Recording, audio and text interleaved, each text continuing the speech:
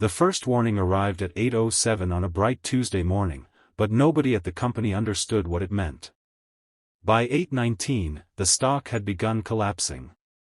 By 8:43, investors were calling in panic. And before noon, a company once valued at billions had watched nearly $900 million disappear from its market value. At the center of the disaster stood a young CEO named Seraphina Vale, staring through the glass walls of her corner office at a city shining beneath a perfectly clear daytime sky. Only one person in the building had warned her that this could happen.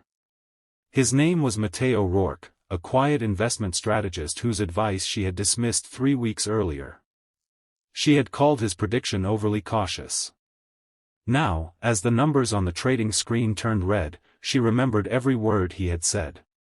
If you believe in kindness, second chances, and the idea that sometimes the person we overlook may be the person who sees the truth most clearly, take a moment to like this video, leave a comment, share this story with someone who needs to hear it, and subscribe to Hardworking Dad. Your support helps us bring more stories of courage, humility, and second chances. Seraphina had built her company, North Star Meridian, from almost nothing. At 38, she had become one of the youngest executives in the financial technology industry to lead a company valued at more than $6 billion. Her story appeared in magazines and business documentaries. She was described as fearless, brilliant, and relentless. But behind the photographs and headlines was a woman who had spent most of her life terrified of failure. Her father had lost his small manufacturing business when she was a teenager, and she had watched him spend years paying back debts while pretending everything was fine. Seraphina had promised herself that she would never be powerless again. That promise pushed her through university, long nights, failed ventures, and eventually the creation of North Star Meridian. Success became more than a dream to her. It became proof that she had finally escaped the fear that had followed her childhood. Matteo was different. He did not arrive with a famous surname or an impressive social circle. He was 42, wore simple navy suits, carried an old leather notebook, and had spent nearly 2 decades studying market patterns, corporate debt, and investment behavior. He had recently been hired as an external risk advisor after one of North Star Meridian's largest investors recommended him. During his first month, he discovered something that troubled him. North Star Meridian had poured an enormous amount of money into a rapidly expanding technology company called Veroni Systems, whose valuation had doubled in less than a year. Everyone inside North Star called the investment visionary. Matteo called it dangerous. His analysis showed that Veroni's was depending heavily on borrowed money, optimistic revenue projections, and a handful of contracts that were far less secure than they appeared. He prepared a detailed report and requested a meeting with Seraphina. When they finally sat across from each other in her office on a clear afternoon, Matteo calmly explained that North Star Meridian should reduce its position before the market discovered the weakness. He wasn't predicting an ordinary decline. He believed Veroni's could lose billions in valuation almost overnight, dragging North Star Meridian down with it. Seraphina listened without interrupting, but the more he spoke, the more uncomfortable she became. To her, his recommendation sounded like fear disguised as intelligence. She had spent her entire career taking calculated risks, and she believed hesitation was what separated winners from everyone else. She thanked him for the analysis but rejected his advice. She told him that markets rewarded courage, not panic. Matteo did not argue. He simply closed his notebook and told her that he hoped he was wrong. That sentence stayed with him as he walked out of the building. What Seraphina did not know was that Matteo had not made his recommendation because he wanted recognition. He had made it because he had seen something similar before. Years earlier, his older brother Corbin had invested everything he owned into a promising construction company. Matteo had warned him about its unstable debt structure, but Corbin ignored him. When the company collapsed, Corbin lost his home, his savings, and eventually his confidence. Matteo never forgot the look on his brother's face. Since then, he had treated financial risk as something deeply human, because behind every number was somebody's future. 3 weeks passed. North Star Meridian continued celebrating record profits. Seraphina appeared on television discussing innovation and the future of finance. She approved new offices, hired hundreds of employees, and authorized another major investment into Verone's systems. Matteo's report was quietly filed away. Some executives joked that he had been too conservative. Seraphina never laughed at those jokes, but she convinced herself that the decision had been correct. Then came Tuesday morning. At 8:07, Verone's announced that one of its most important contracts had been suspended after an internal audit discovered irregularities in its financial reporting. At 8:12, analysts began questioning whether several projected revenues had ever been realistic. At 8:19, Verone's shares began falling sharply. At 8:31, trading volume exploded. At 8:43, North Star Meridian's own stock started dropping. Seraphina stood frozen as the screens updated in front of her. The company had lost hundreds of millions in market value in less than an hour. Executives rushed into the room carrying phones and laptops. Some demanded emergency meetings. Others blamed Verone's. One director insisted that the market would recover. Another warned that banks might begin calling in loans.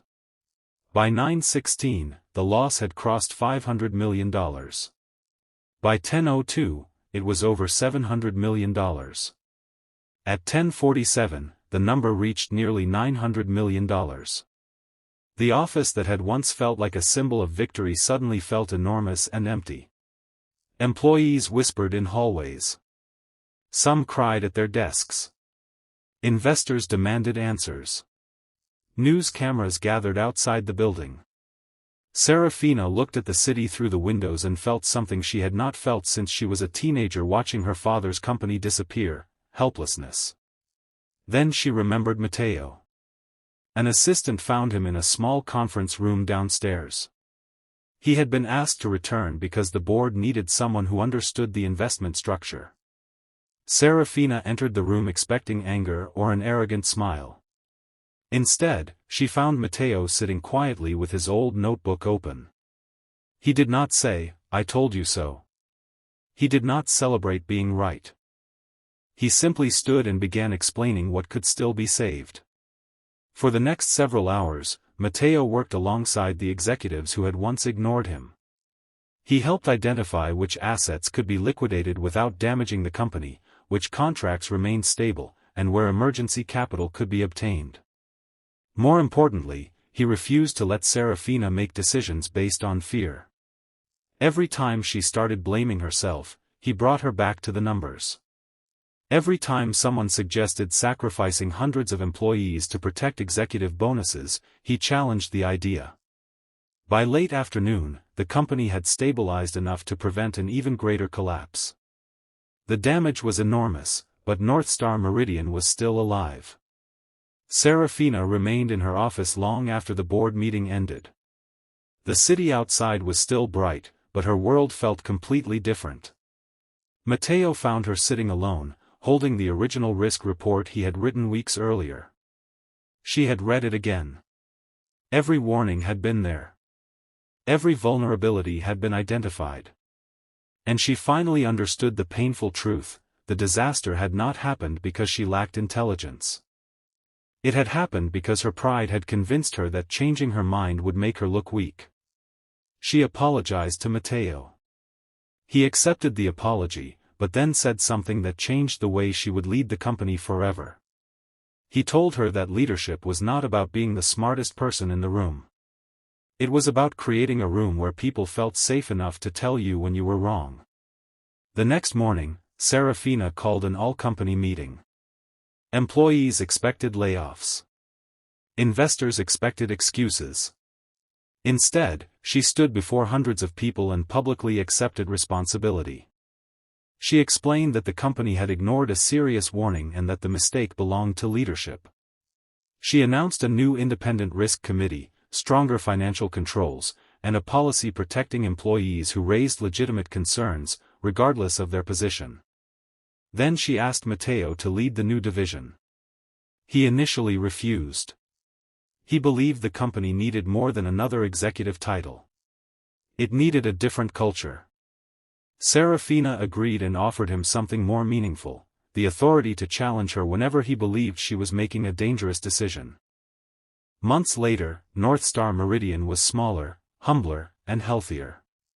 The company never fully recovered the $900 million that had vanished that morning, but something else emerged from the wreckage. The employees became more loyal because they knew their leaders would tell the truth. Investors regained confidence because the company stopped pretending mistakes were impossible. And Seraphina became a different kind of CEO. One afternoon, almost a year after the collapse, she and Matteo stood beside the same glass windows where she had once watched her fortune disappear. The city below looked almost identical. Cars moved through the streets. People hurried between buildings. The sun was bright, and life continued as it always had. But Seraphina no longer saw the city as something she needed to conquer. She saw it as something she was responsible for serving. She eventually understood that the greatest loss that morning had not been $900 million. The greatest loss would have been refusing to learn from it. Money could be rebuilt. Reputation could be repaired. A company could recover. But if pride prevented a person from listening, then even billions could not save them. Matteo's advice had not been valuable because he predicted a crash. It was valuable because he cared enough to speak when speaking was uncomfortable. And Seraphina's greatest victory was not surviving the disaster. It was becoming humble enough to listen afterward.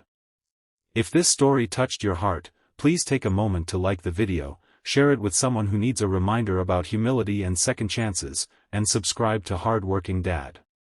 Sometimes the person we dismiss, overlook, or disagree with is carrying the warning that could save us from a much greater loss. And before we end, I have one special request: comment, listen before it's too late, if you believe that true strength means having the courage to admit when you are wrong. Because sometimes life does not punish us for making one mistake. Sometimes it gives us a second chance to become better because of it. And sometimes, the person we refuse to hear becomes the person who helps us find our way back. That is where Seraphina's real success began. Not when she became a billionaire. Not when her company reached $6 billion. But on the morning she finally learned that a great leader is not the person who is always right. A great leader is the person brave enough to listen.